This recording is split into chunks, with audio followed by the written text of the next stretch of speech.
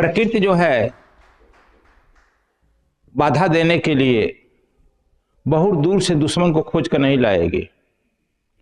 हो सकता है वह आपका मित्र हो, आपका भाई हो, आपकी पत्नी हो, आपका पति हो, आपका लड़का हो, आपका पड़ोसी हो, जो आपका नजदीक हो, उसी से आपको पीड़ा पहुंच सकती है, दुख पहुंच सकती है। एक अंग्रेजी के प्रोफेसर थे, कैल, अंग्रेज थे। किसी कारणवश उनसे मिलने गए तो अंग्रेज लोग भारतीय लोग से कैसा व्यवहार करते थे आप लोग जानता है, नहीं जानता है तो जान लो। ईश्वरचंद्र विद्यासागर जब मिलने गए तो कैल जो है अपना दोनों पैर में जूता पहने टेबल पर रख दिया। विद्यासागर जी हाथ जोड़कर नमस्कार किए, प्रणाम किए, कोई उत्तर नहीं दिया। भारतीय का मतलब क्या? बहुत भारतीय को वही अंग्रेजी का प्रोफेसर बहुत ही दृश्य देखता था। ईश्वरचंद्र विद्यासागर को बड़ा दुख लगा। मैं तपस्वी हूं, ब्राह्मण हूं, सत्यवादी हूं, ईमानदार हूं, सेवा में हूं, यह बड़ा दुर्व्यवहार किया। चले आए। उनके मन में लेकिन एक भावना जग गई, जगनी नहीं चाहिए। तुम लोग को सोचो, तुम जब निर्णय लेगा इसको हम फलाना दंड देंगे तो वही निर्णय हो जाएगा ना। जब छोड़ देगा परमात्मा पर तो वो कठोर निर्णय दंड भी दे सकता है ना।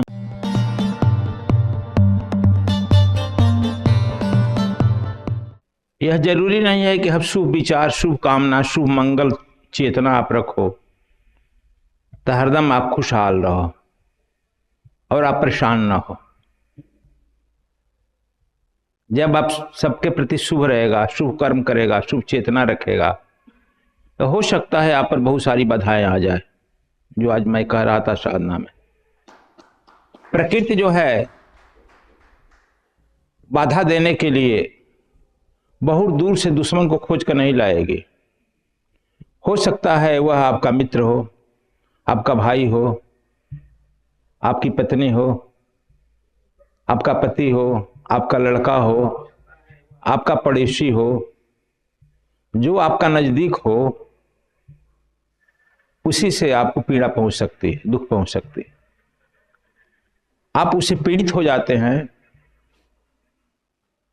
और उसको श्राप देने लगते हैं तो चक्र उल्टा भी घूमने लगता है। इसलिए मैं कहा कि उसको भी धन्यवाद दो भाई, तू पीड़ा देने के लिए धन्यवाद, दुख देने के लिए धन्यवाद। तो परमात्मा जो है तुमको दूसरे पक्ष से शक्ति देंगे उसको बर्दाश्त करने के लिए। जैसे आप देखा हुआ कुम्हार हांडी बर्तन बनाता है, ऊपर से ठोकता है तो नीचे से हाथ भी लगाए रहता है। प्रकृति यदि आप बाधा खड़ा करती है तो परमात्मा आप पर हाथ भी लगाए रहता है, किसी न किसी तरह से मदद भी भेजता है। जैसे आप लोग एक सच्ची घटना बता दे। एक ईश्वरचंद्र विद्यासागर थे, आप लोग नाम सुना होगा, बंगाल के ईश्वरचंद्र विद्यासागर। उस समय संस्कृत विश्वविद्यालय के प्रोफेसर थे, आचार्य थे।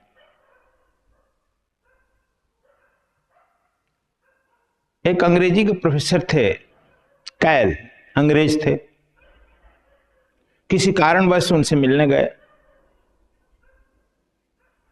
तो अंग्रेज लोग भारतीय लोग से कैसा व्यवहार करते थे आप लोग जानता है, नहीं जानता है तो जान लो। ईश्वरचंद्र विद्यासागर जब मिलने गए तो कैल जो है अपना दोनों पैर में जूता पहने टेबल पर रख दिया। विद्यासागर जी हाथ जोड़कर नमस्कार किए, प्रणाम किए, कोई उत्तर नहीं दिया।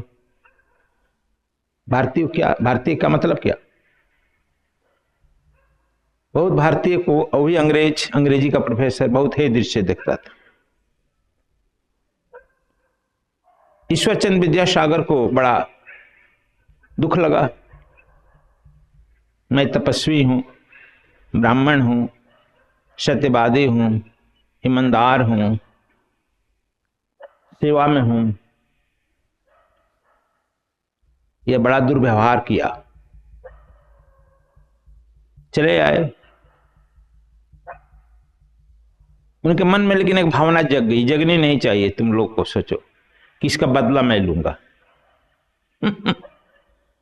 तो नेचर फिर अरेंज करेगी बदला के लिए ना, इसलिए निष्काम रहो, बदला उसको छोड़ दो, उस पर छोड़ दो।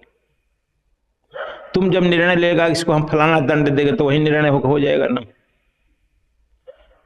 जब छोड़ देगा परमात्मा पर तो वो कठोर निर्णय दंड भी दे सकता है ना। कुछ दिन के बाद ही ऐसा कुछ काम पड़ा, वह कैल को कुछ काम पड़ा ईश्वर विद्यासागर से। वह मिलने उनके घर गया, देखा दूर से ईश्वरचंद्र विद्यासागर की वह कैल आ रहा है प्रोफेसर। इन्होंने चटापट कहीं जूता रखा था, जाकर पहन लिया, पहन करके भी अपने जो कुर्सी रख लिए, आगे टेबल रख लिए छोटा सा, फटाफट रखकर फट जूता आगे करके इधर बैठ गए। आया, वो भी दंड प्रणाम किया, ते भी कुछ नहीं बोले, ठीक है ठीक, बैठने के लिए भी नहीं कहे। बड़ा आग बबूला हुआ, यह इडियट इंडियन समझता क्या है हमको, उदंड की तरह बैठा है। अरे खड़ा नहीं हुआ। तो देखो यह प्रकृति जो चाहता है दे दिया, तो वह दबाव देने के लिए मौका दे दी। वह तुरंत जो है वहीं से कंप्लेन किया शिक्षा विभाग में। शिक्षा के डायरेक्टर थे मुथुट, वह ईश्वरचंद्र शास्त्री को भी खूब अच्छी तरह से जानते थे, मुथुट कैल को भी जानते थे। लेकिन कंप्लेन गया तो उन्होंने ईश्वरचंद्र शास्त्री को बुलाया, कैल को भी बुलाया, कहा कि क्या जी ईश्वरचंद्र शास्त्री जी, आपके घर कोई जाता है तो इस तरह से व्यवहार इसी तरह से रिसीव किया जाता है, उचित है? कहा कि सागर हम सर हम जो है भारतीय हैं, भारतीय बुद्धू। कहा मतलब अब बुद्धि नहीं रहते, हम परतंत्र रहते अंग्रेजों का। 10 करोड़ उसकी आबादी, 40-50 करोड़ हमारी आबादी, एक पर 5 भारी पड़ेगा, थप्पड़न मारकर भगा देते।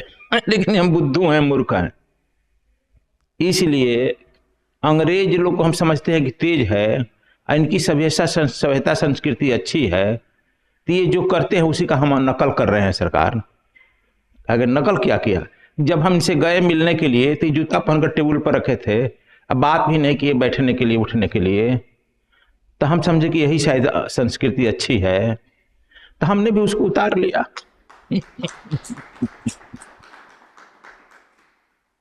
हमारे घर में तो टेबल नहीं था, आज देखे कि आ रहे था तो कहीं से टेबल पर बंद किया, जूता लगाया, पहना, फिर हम टेबल पर रख लिए, समझे कि इसमें खुश होंगे। अंग्रेज का ही सभ्यता संस्कृति है, तो इसी का ना सरकार नकल करेंगे हम तो नकलची हैं। मुथुट कहा कि क्या जी बात सच है? अब कायल जो है चुप, कायल हो गए।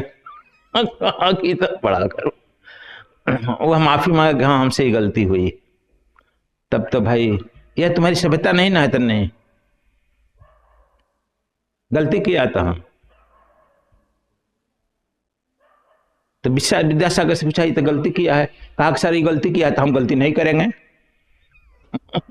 यह उनकी गलती है तो हम जान गए आज से हम गलती है ऐसा नहीं करेंगे।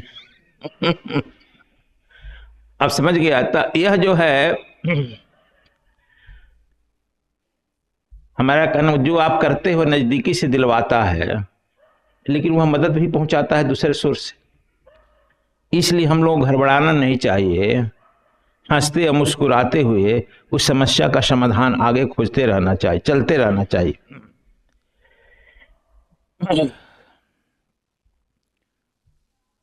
प्रकृति हरदम हमको जो कष्ट कहते वो कष्ट नहीं है, परीक्षा लेते रहती है आपको महान शक्ति देने, महान पावर देने के लिए। जैसे जो विद्यार्थी जितना पढ़ाया जाता है तेज होता है, उतनी ही बार बार उसकी परीक्षाएं ली जाती है। टीचर लेता है ना, महीना महीना लेता है, कुछ लोग 15 कर लेते हैं परीक्षा, 15 उसको फेल करने के लिए उसको सिद्ध बना। इसी तरह से जिसकी जितनी परीक्षाएं होती है वह आदमी उतना परीक्षा में सामना करता है, परिश्रम करता है, समझो कि प्रकृति उसको उतना ही बड़ा बनाने जा रही है। इसलिए इसको घबराना नहीं चाहिए।